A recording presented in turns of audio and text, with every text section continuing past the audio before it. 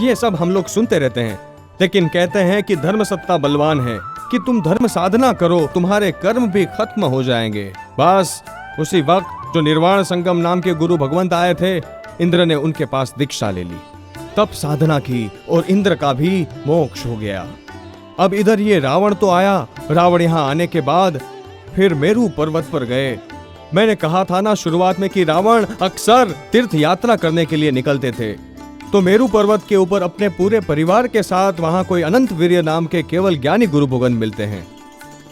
गुरु भगवंत का नाम आता है कि रावण मेरू पर्वत पर गए और रावण ने अनंत वीर्य गुरु भगवंत से पूछा कि प्रभु, मैंने सब कुछ हासिल कर लिया है, सब पर मेरा आधिपत्य है, जो चाहा सो पाया, लेकिन मुझे अब सिर्फ एक ही मन में प्रश्न है कि मेरी मौत कैसे होगी। आपसे यही जानना है, आप तो ज्ञानी हैं, त्रिकाल ज्ञानी हैं, आप जरा मुझे इतना सा बता दीजिए। अनंत वीर्य नाम के ज्ञानी गुरु भगवंत रावण को उसके इस प्रश्न का जवाब देते हैं कि रावण, पर स्त्री के कारण और वासुदेव के हाथों से तेरी मौत होगी। पर स्त्री के कारण और वासुदेव के हाथों से। जबकि रावण एक वक्त जब उपरंभा सामने से आई थी उसके लिए, लेकिन उसने उसको भी कह दिया कि तू मेरी बहन है। रावण पर स्त्री के लिए ऐसा था ही नहीं, लेकिन बनने को थी आगे एक घटना, एक भवितव्यता थी, और अनंत वीर्य नाम के गुरु भगवंत ने उसको बता दिया कि पर स्त्री के कारण और वासुदेव के द्वारा तेरी मौत होगी। रावण, उस वक्त इतनी जागृति हुई थी रावण के अंदर, मौत का डर, खौफ, एक वो जो हर इंसान के अंदर लस्ट ऑफ लाइफ होती है ना, जीने की इच्छा, ये छोटे से बड़े हर व्यक्ति में, हर प्राणी में, हर जीव में, हर इंसान में होती है। रावण को भी थी कि ऐसे थोड़ी बेमौत मरना है मुझे। तो उसने बोले ये सब तो होना नहीं है, लेकिन गुरु भगवंत कह रहे हैं तो कभी हो जाए तो मैं अभी से प्रतिज्ञा कर लूं, पानी के पहले पाल बांध लूं। उन्होंने कहा गुरुदेव मुझे प्रतिज्ञा दे दो कि जब तक पर स्त्री सामने से कहेगी नहीं, चाहेगी नहीं, तब तक मैं उसको स्पर्श भी नहीं करूंगा। ये प्रतिज्ञा की। ये प्रतिज्ञा नहीं की कि पर स्त्री के साथ संबंध नहीं करूंगा, ये भी एक भवितव्यता।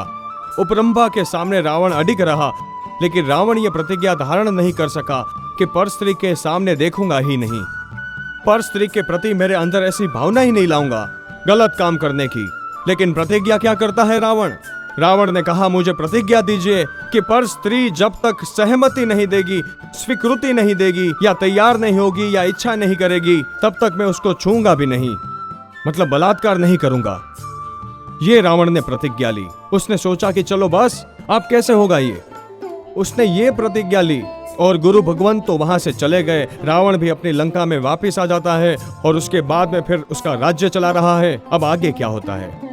रामचंद्र जी को तो अभी देर है। हालांकि महिष्मति नाम की नगरी के राजा ने, सहस्त्र किरण ने जब दीक्षा ली, तब एक अधिकार उसमें थोड़ा सा उसमें आता है कि सहस्त्र किरण अपने पिता शतबाहु मुनि के पास दीक्षा लेते समय उन्होंने एक दूत को भेजा था अयोध्या में और कहा था कि वहाँ एक अनरणीय नाम के राजा हैं और वो मेरे खास मित्र हैं। हम दोनों ने गुरुदेव के सामने यह तय किया था कि जब एक दीक्षा लेगा तो फिर दूसरा भी दीक्षा लेगा।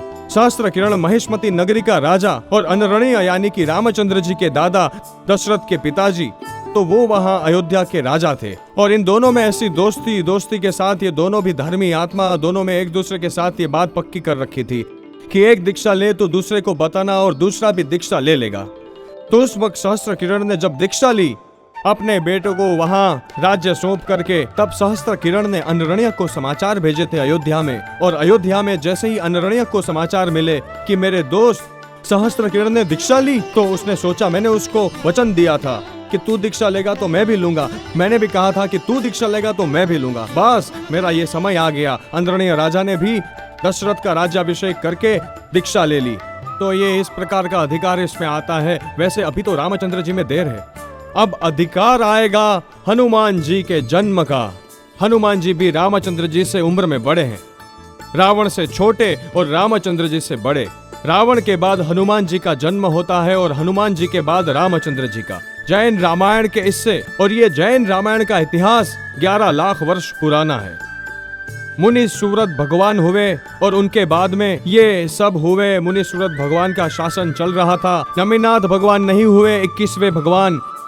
ये जो जैन रामायण है इसमें 7वें पर्व के अंदर 13 सर्ग हैं और 13 सर्ग के अंदर में से 10 सर्ग तक रामायण चलती है। 11वें सर्ग के अंदर नमीनाथ भगवान का जीवन चरित्र आता है 21वें तीर्थंकर का, और उसके बाद 10वें 11वें चक्रवर्ती की बात आती है। 12वें सर्ग में हरिशेन नाम के 10वें चक्रवर्ती का जीवन चरित्र बताया गया है और 13वें सर्ग में जय नाम के 11वें चक्रवर्ती का अधिकार आता है। तो ऐसा ये 7वां पर्व है। इसमें अब क्रम के अंदर हनुमान जी का किस तरीके से जन्म होता है, पवनंजय, अंजना सुंदरी और इनके आगे अधिकार, उसके आगे का ये दूसरा सर्ग पूरा हो जाता है और तीसरे सर्ग में हनुमान जी का जन्म और पूरा उनका इतिहास और उनके अंदर की जानकारी, किस तरीके से राम लक्ष्मण के जन्म, जैसे लंका के अंदर रावण का जन्म नहीं हुआ वैसे ही रामचंद्र जी का जन्म भी अयोध्या में नहीं हो सका। उसके पीछे कारण तो कि यही रावण का आतंक, रावण के पूर्वजों पर तो कि दूसरे राजाओं का था तो उनको भागना पड़ा। रावण के पिता भी पाताल लंका में जाकर छिपे और वहां रावण का जन्म हुआ, लंका में नहीं हो सका। यहाँ भी एक ऐसी स्थिति होती है, हनुमान जी का जन्म होता है और इधर दशरथ राज्य करते हैं। रावण दिग्विजय के लिए निकलते हैं और दशरथ को भी वहां से भागना पड़ता है और फिर अलग रहते हैं और वहां पर रामचंद्र जी वगैरह के जन्म होते हैं। ये सारे अधिकार किस तरह से इस जैन रामायण के अंदर बताते हैं ये अपन आगे देखते हैं। अपने पिता की, अपने बड़ों की इज्जत देखना है अपने को, ये कह के उसको समझाया। आखिर कुलिनता जो थी वो मान गया, शादी हो गई। शादी के बाद अंजना सुंदरी को लेकर के पवनंजय अपने वैभवशाली आदित्यपुर नगर में आते हैं। प्रहलाद राजा ने एक सप्तखंड प्रासाद उनके लिए अलग से स्पेशल बनवाया था, वो उसको भेंट कर दिया अंजना सुंदरी को रहने के लिए। लेकिन सिर्फ अंजना सुंदरी इस महल में रह रही है। पवनंजय को तो उसके प्रति जरा भी लगाव नहीं है, अटैचमेंट नहीं है और सामने देखता भी नहीं है। दीवार खड़ी हो गई है। रहते तो एक मकान में है, एक खंड में है, लेकिन बीच में तो बहुत बड़ी दीवार खड़ी हो गई है। और ये हालत कितने ही सजोड़ों की होती है। इसलिए तो कहते हैं, कहलाते हैं सजोड़े लेकिन होते हैं कजोड़े। मैं पूरब को जाता हूं और तू पश्चिम को पांव उठाती है, ऐसे उनके दिल के दर्द बताते कई लोग, ढब्बू राम जी जैसे, कि मैं पूरब को जाता हूं वो पश्चिम को पांव उठाती है। मैं आम जिसे बतलाता हूं वो नीम उसे कहती है। मेरी पगड़ी और जूते पर अपना अधिकार जताती है। अर्धांगिनी काहे की सर्वांगिनी बनना चाहती है। कहलाती तो अर्धांगिनी है, पत्नी के लिए कह दिया है अर्धांगिनी, मगर वो अर्धांगिनी नहीं, वो तो सर्वांगिनी है। सर्वांगिनी हो गई। लेकिन इन सब ये झगड़ों का कारण क्या है? ये संसार की अपेक्षाएं, वासनाएं, विचार, कामनाएं, एक दूसरे से जरूरत से ज्यादा अपेक्षाएं रख लेना, तो फिर वहां यही होता है। पवनंजय ने भी अपेक्षा रख ली थी, इसलिए पवनंजय को तकलीफ पड़ी। पवनंजय का मन फिर गया। अंजना सुंदरी और पवनंजय एक महल में रहते हैं, लेकिन अंजना सुंदरी रोज उनको पूरा भाव प्रेम देती है, चाहती है कि मेरे से बोले, मुझे देखे, उसके पास जाती है, लेकिन वो तो उसकी एकदम बेदरकारी करता, उपेक्षा करता, सामने नहीं देखता, अपमान करता है। ऐसे करते करते घर के अंदर 22 साल निकल जाते हैं। अब ये बात सबको पता चल जाती है। माता पिता को पता चली, अब पूरे आदित्यपुर में पता चल गई और अंजना सुंदरी के मायके में महेंद्र राजा को, उसकी माता हृदय सुंदरी को, सभी को पता चल गई कि अंजना सुंदरी के प्रति पवनंजय को तनिक भी प्रेम नहीं है। वो तो अंजना सुंदरी के सामने भी नहीं देखते। 22 साल इस तरह से निकलने के बाद क्या होता है? इधर फिर लंका में चले, अधिकार उसमें आता है कि रावण एक खर नाम का उसका जो सेनापति यानी बहनोई था, चंद्रनखा के जिससे शादी की थी, वो खर उसका मुख्य सेनापति बना था। खर और दूषण ऐसे 2 राजकुमारों को उसको भेजता है। वरुण नाम के वरुणपुरी का राजा वरुण को। रावण ने कई राजाओं को जीता, लेकिन वरुण उसकी आज्ञा में नहीं आ रहा था। वरुण इस इंद्र से भी बहुत ज्यादा अपने को पराक्रमी मानता है। ये सब उस वक्त के राजाओं का यूं ही इनका नाश हुआ है उसके अभिमानों की वजह से। पिछले प्रवचन में आपने सुना है कि वैश्रवण, नल, कुबेर, इंद्र और वो यम और ऐसे सब कितने ही राजा, सबके साथ रावण के युद्ध हुए। कई जगह रावण ने बल से, कई जगह कल से, तो कई जगह छल से भी जीता, क्योंकि रावण इस मामले में बिल्कुल बहुत उस्ताद व्यक्ति है। रावण में ढेरों गुण भी थे, लेकिन राज्य के बाबत में छल करना, क्रोध करना, अभिमान करना, ये रावण के लिए सामान्य बात थी। बात बात में उसको अभिमान आता, उसको क्रोध आता, और किसी को भी किसी तरह से कुछ करना तो छल से भी उसको जीत लेना। इंद्र को, नल कुबेर को उसने छल से जीत लिया। तो इस तरह से छल से कि अपने हाथी को पास में लाके उसके हाथी पर छलांग लगा दी, एकदम पकड़ लिया, बांध लिया, महावत को मार दिया, फटाफट काम निपटा दिया। अब वरुण के लिए भी तो रावण यदि खुद जाए तो रावण को लगता है यदि पहले मेरी सेनाओं को भेजूं, मेरे नीचे के सेनापतियों को भेजूं, मैं अकेला मैं जाके क्या करूंगा? तो उसने खर और दूषण को भेजा। लेकिन वरुण और खर दूषण के युद्ध होते हैं, और वरुण के सैनिक और उनके राजीव, पुंडरीक वगैरह 100 पुत्र थे, जो कि अत्यंत बलवान और पराक्रमी थे, गजब के पराक्रमी थे। वरुण को भी इसलिए बहुत घमंड था, अहंकार था कि मेरे पास भी इतनी बड़ी शक्ति है। तो उसने तो खर दूषण को जिंदे ही बंधवा करके जेल में डाल दिया। अब रावण के लिए इज्जत का सवाल है। रावण ने कहा अब तो मुझे जाना पड़ेगा। उसने उसकी आज्ञा में जितने भी राजा थे उनको सबको समाचार पहुंचा दिए कि बड़ी फौज लेके आ जाओ। और उसके अंतर्गत रावण का दूत प्रहलाद राजा के पास आता है और प्रहलाद राजा से बात की।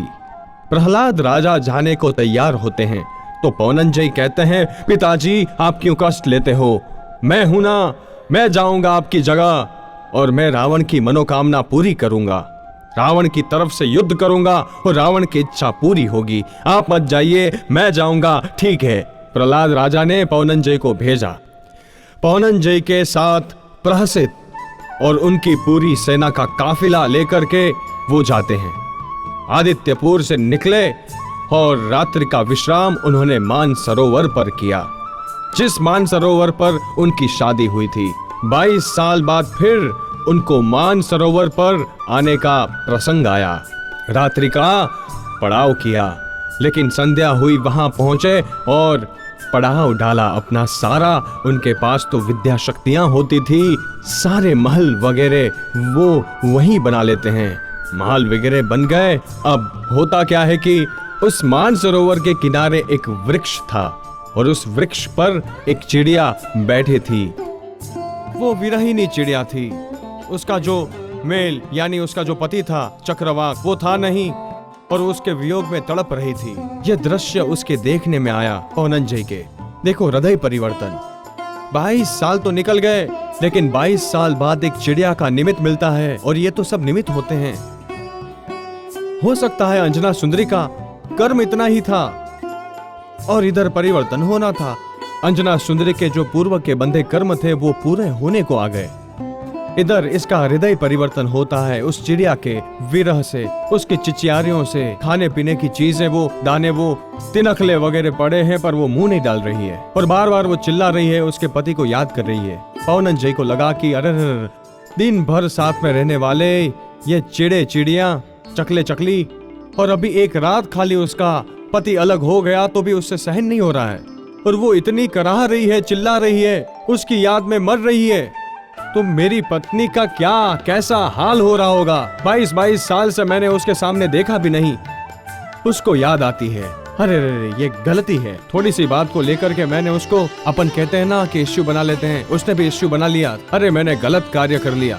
अंजना सुंदरी को मैं देख रहा हूँ, वो बेचारी कैसी हो रही है।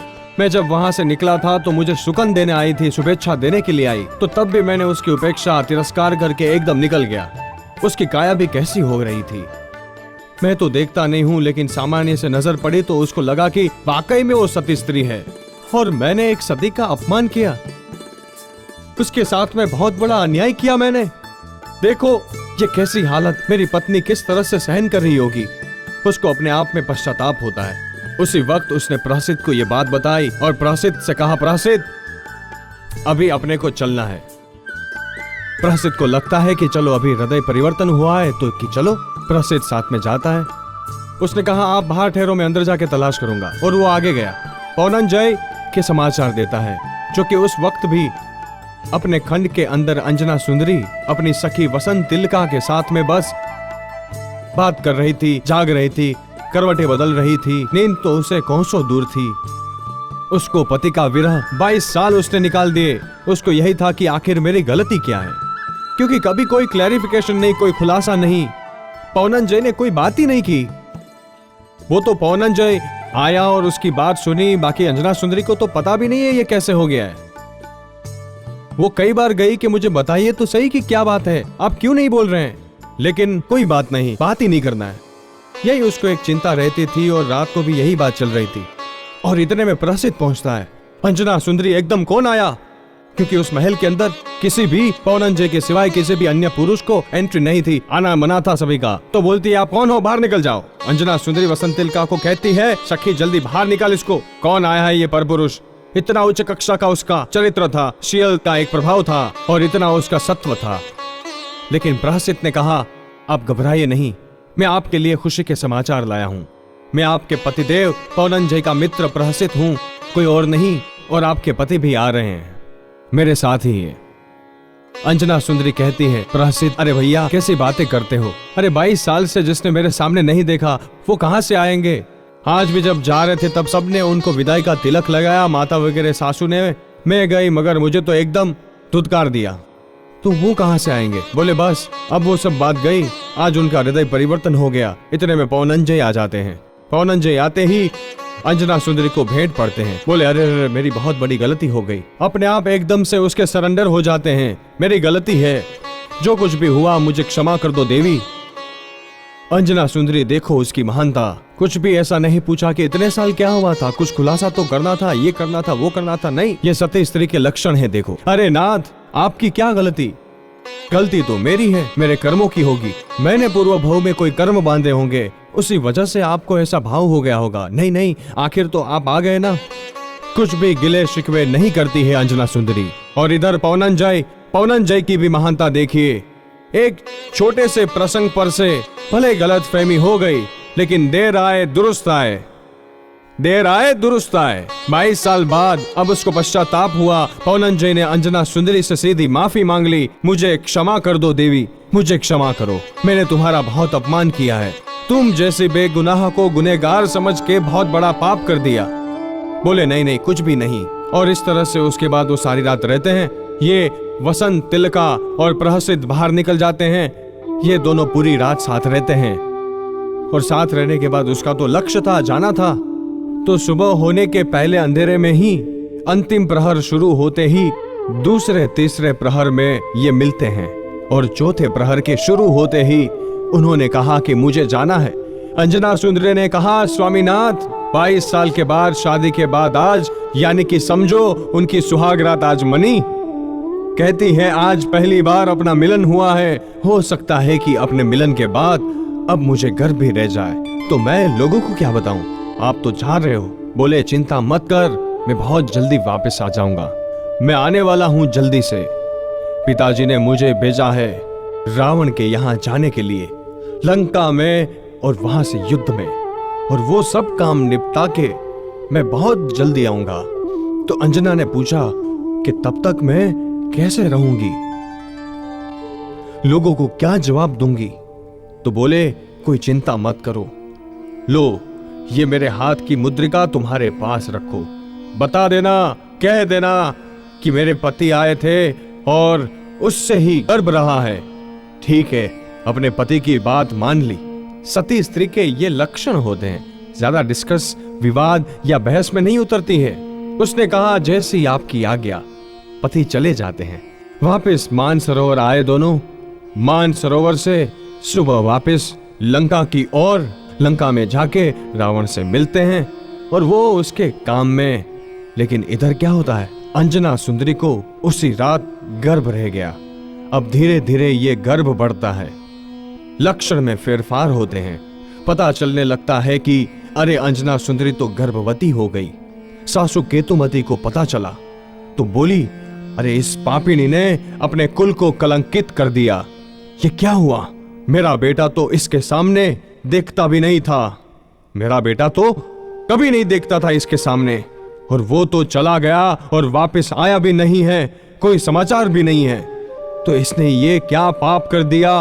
अंजना सुंदरी और वसंत तिलका ने बहुत खुलासा करना चाहा कि माताजी ऐसी बात नहीं है। वसंत तिलका ने भी कहा कि मेरे सामने की बात है, प्रहसित भी आए थे, पौनंजय भी आए थे, दोनों साथ में रहे थे। तो केतुमती ने बोला, नहीं, तू तो इसकी खास है, अपनी भाषा में कहें तो तू तो इसकी चमची है, तू तो इसके साथ रहती है, तू तो इसी का फेवर लेगी। चल, मैं तेरी बात नहीं मानती हूं। और किसने देखा? अब दो के सिवाय कोई जानता नहीं था। केतुमती उसकी बात पर विश्वास नहीं कर रही थी दोनों की। अब उसने मुद्रिका दिखाई, ये देखो आपके बेटे की दी गई अंगूठी। अरे हो सकता है कि पहले की हो, इसमें क्या मान लेना। तो ये सब कारण होते हैं कर्मों के। पहले का कर्म 22 साल पति का विरह भोगा उसने, पति के साथ रहते हुए भी पति के साथ नहीं रह सकी, और 22 साल बाद जब सुख के दिन आए तो फिर कुछ कर्म बाकी रह गए कि अब ये लोगों के अंदर ऐसी बात। सती स्त्री को भी इस प्रकार से सोच लीजिए कैसी हालत। बोले, निकाल दो अब घर में से इसको। केतुमती ने अपने पति प्रहलाद राजा से बात की। प्रहलाद राजा ने भी कहा कि वो दोषित है या नहीं इसका निर्णय तो होने दो, लेकिन नहीं, पत्नी के सामने बेचारे पति की कहां चले। बोली, ये तो उल्टा है, अपने कुल को पूरा कलंकित करेगी।